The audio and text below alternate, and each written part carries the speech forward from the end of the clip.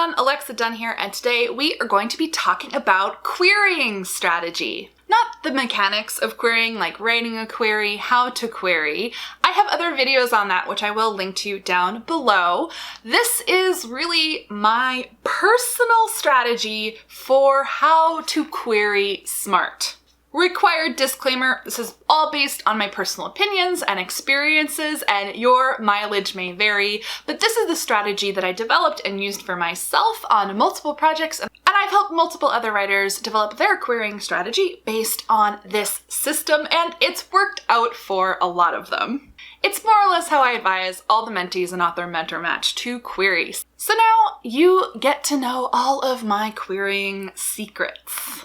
Warning ahead of time, this is a little bit Ravenclaw, very extra, and you are going to want to have some organization, so crack open those spreadsheets or Word docs. First, I will start with a tool that is a paid tool, but it was the #1 best investment I made while querying, and that is to get a Query Tracker Pro account. It is $25 for an entire year, and if you do have a friend who already has a Query Tracker Pro account, you can also abuse them a little and get them to look this stuff up for you. But I personally found it easier to get an account myself so that I could develop this strategy. Because Query Tracker Pro has some tools that are really going to help you at assessing what agents are actually doing in their inbox, how they are moving through queries, response times, etc. So first off, this is assuming that you've already put together a pretty good query list. Again, I've done videos on how to find agents to query, but I will give you the Cliff Notes version now if you're starting this video going, I don't have a list yet. Look at the agents who represent some of your favorite authors, and in particular books that could be comp titles for your book. Check manuscript wish lists to see what agents are looking for. Read deal announcements on the regular so you know who's really selling in your category. Pay attention to contests, including pitch events on Twitter to see what agents are out there. And do your due diligence for all of these methods to really look into the agents to make sure they are legitimate and are really selling books in your category and genre to places where you actually want to be published. Okay, so you have a Query Tracker account, you've upgraded it to a pro account. What is next? So you're going to use one of my favorite tools from Query Tracker Pro, and that is the Query Tracker. It is a section where you can go in and see every single account member on Query Tracker who has logged their queries to a specific agent and what response they have had. You basically can choose different visual representations, but you'll basically see yours color-coded so you know who you are against everyone else's. You can see, I believe they give you the genre and the word count, and then you can see what response there's been. You can see if the agent has rejected them, if they've requested, whether it's a partial or a full. You can see if they requested a partial, how quickly it took them to read it to then either reject or to request a full. And of course, you can also see people who got offers from that agent, and you can track the timeline of how quickly a particular agent goes through their query inbox, sends rejections, whether they send rejections. The Query Tracker has a status that is closed no response, which is when an agent just doesn't respond, and so the author closes it out as a tacit rejection. So you can also see which agents actually reply to their queries. For the ones who do get requests and do get offers, you can get an approximate sense of how long it might take for your query to be read by an agent, whether that's 48 hours, yes, there are agents who are that fast, or 6 months or more.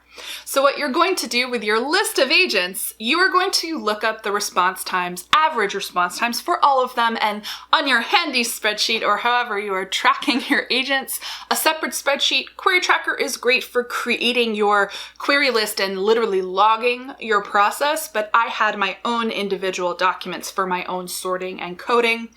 So you're going to note down the response time of the agents. I personally broke it down into super fast, and I consider super fast 24 hours to 7 days. It's the perfect agents for the impatient, anxious ones among us, because they're gonna get back to you really fast, whether it is a yes or a no. That's category 1. Then I had kind of medium responders, reasonably fast, but not super fast. So that would be anywhere from a few weeks to say 8 weeks, like 2 months. Then I had long responders. Anything more than 2-3 months, I put into that category with some notes of the super long ones. There are some agents who take longer than 6 months to go through their queries, and we're gonna come back to those long responders in a minute, what you're gonna strategically do with some of those. And it gave me a picture of ideal agents to test query and pages on. That's your fast responders.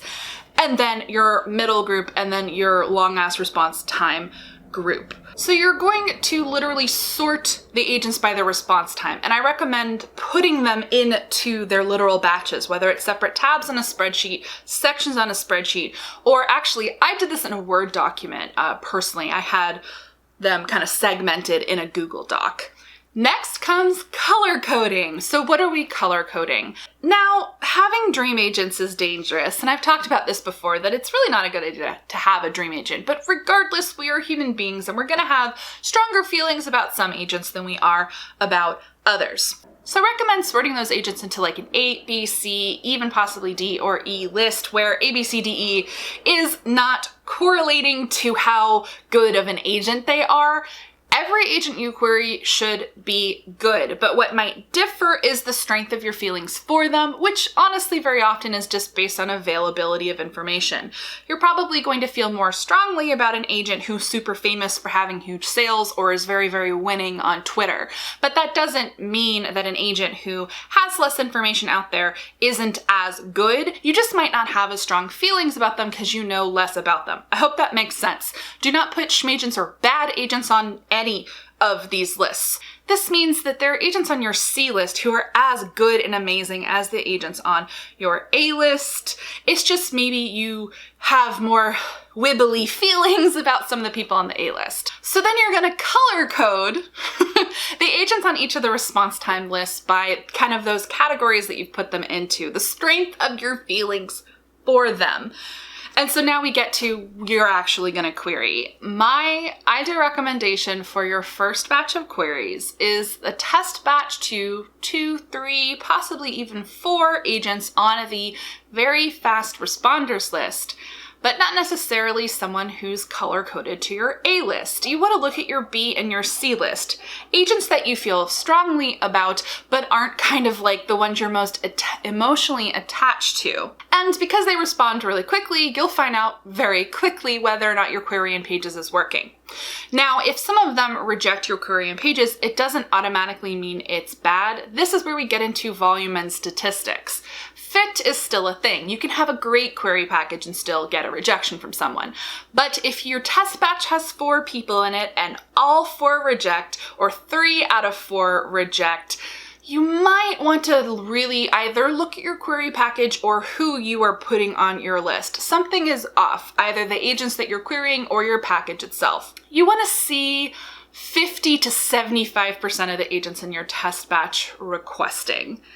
Not always possible, but if you've selected the agents really, really well and they're fast responders, you do want to get at least 1, but you really should get 2 or 3. 2 or 3 means you've probably got a home run query package.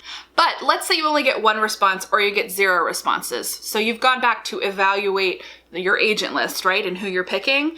Do a second test batch.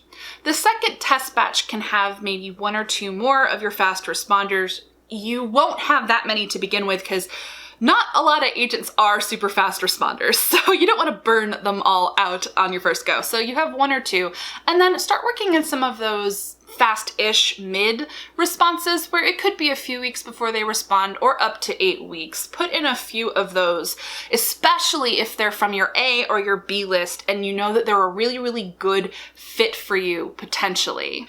It's the responses that you're going to start to get from the kind of A, B list agents, the ones that you know are a really good fit and they respond reasonably fast, that are going to give you an idea of your query package really working. So essentially, if on batch 1, 50 to 75% of the agents respond, you are good to go. This actually means that you can move to the next step of my strategy, but let's say in that test batch you have less than 50% of the responses being positive. Do that second test batch, being careful with the waters. Don't go full out with your A-list agents yet, because you still might want to make tweaks to your query and your pages. What you're essentially trying to do is get your response rate as close to, let's say, over 30%. I think that's a safe place to get your request rate to. But if you can get it closer to 50% or even 75%, I mean, if you can do that, you probably have a hyper-commercial concept and you've done your list very, very well. But not every book is hyper-commercial. So we're gonna say 30% as a minimum response rate. If you are under 30%, something is wrong. You're gonna wanna workshop your query again. You're gonna wanna really look at your pages or do some soul searching about your premise. But let's talk about when it's working. So now we're going to talk about those super long responders as well as your A-list agents, your dream agents that you probably shouldn't have as dream agents, but we still do. So the thing about a lot of long responders is many of them are agents who read their queries chronologically. They don't skip around in your inbox. And that's another thing that you're going to get from Query Tracker Pro. You can literally see how an agent moves through their queries, how often they check them. You might start to notice, they go through queries on Fridays, or they go through their queries at night. They move chronologically through their queries, or they jump around.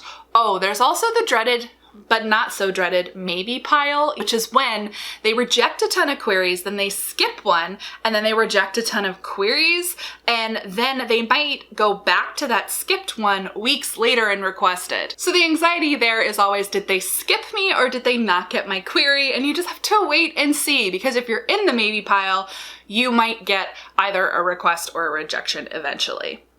So the thing you want to do with those long responders, but especially the ones who move chronologically through their inbox, is essentially you actually want to get into their queue as soon as possible so that you will know, oh, they'll get to my query in 3 months, but if you were to wait 2 months and then query them, they wouldn't get to you for 5 months. So you want to be smart about when you get your query into their inbox. So as soon as you've done a test batch or two and you know that your package is strong, query those A-list agents on the long response list. You want to get into their queue if they're moving chronologically. If they are a jumper or rounder, you don't necessarily have to query them yet, because you'll basically want to try to catch their eye with the strongest query package possible. And the reason that you want to not necessarily wait until the very end, should you get an offer, to query those like A-list agents, the big agents on the long responders list, is we're going to talk about etiquette when you get an offer. So this is obviously a best case scenario. Someone reads your book, reads your full, and wants to talk to you. Here's what you can't do or shouldn't do once you have an offer from an agent. Query other agents saying, hey, here's my book, also I have an offer. That's very bad etiquette in querying and agenting. I'd say it's a very, very rare case where you can get away with it. Like, for example, maybe if your dream agent was closed until the day that you get an offer.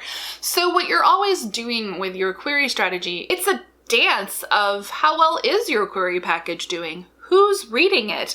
Are they going to reject it? What if they show interest? When should I query this agent? And I think that's why so many people do get stressed about querying. It is stressful. So that's why this query strategy has worked for me. It's considering response time with kind of where you are emotionally with that agent and how like kind of badly you want a shot with them.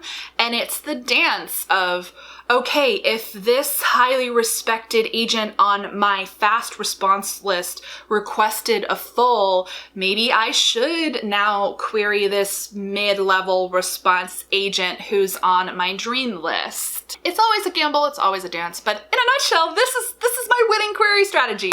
I used it on multiple books, and honestly, I also used it on the book that I ended up shelving, and my system is partly what told me that that book wasn't working. I was playing the strategy and it wasn't yielding the results that I wanted to see, and I shelved it, wrote another book, and then used the strategy again, and it worked on what ended up being my debut. What's also good about this strategy and querying in batches and basically not letting her rip and querying everyone until you are completely confident in your query package is if some of those early responders do request and either end up rejecting or giving you an R&R, if you've been kind of careful with how quickly you do your batches, basically haven't fired the cannon yet, and you can take that time to go over the rejections, because very often if it is on a full, it will have something personal in it that you can hopefully use to revise, or you might even get an R&R, and then you've basically saved a ton of those agents that you really want to query but you hadn't queried yet because of batch querying and being strategic about who you query and when. You basically don't want to pull the trigger on every single agent on your list, all tiers, all categories, until you are 100% confident basically that you are about to get an offer from an agent. That is the time to query everyone, because once you have an offer in hand, you have to go back to everyone and say, hey, I have an offer. And you don't want to be that author who basically flies in the face of querying etiquette and basically shops around for a better agent offer once you have an offer from one. That's kind of where that comes from. All right, as organized as I am, I still feel like I've word vomited all of that at you, so please let me know down below in the comments. Do you have questions about querying strategy? This one or just querying in general? I would be happy to answer questions. And give this video a thumbs up if you like it. I will make more publishing kind of process-related videos. And if you're not already subscribed to the channel, go ahead and do that. I post new videos 2 to 3 times a week. As always, guys, thank you so much for watching, and happy writing.